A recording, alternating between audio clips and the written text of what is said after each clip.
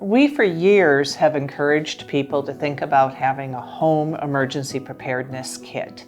And generally, that means having supplies so you could survive for about 2 weeks if you couldn't leave your house.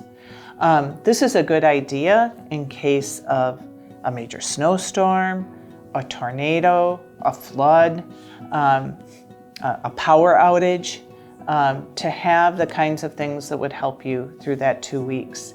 We're saying 2 weeks in terms of COVID-19 because if you are asked to isolate because either you've come in contact with someone with the disease or if you have the disease yourself, we're going to ask you to stay home for 2 weeks.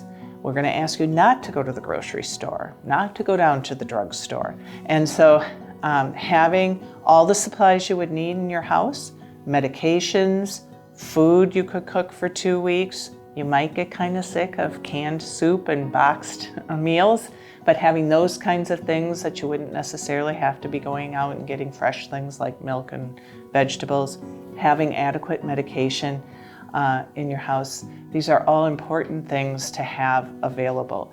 But really, having a 2 to 3 week supply is sufficient.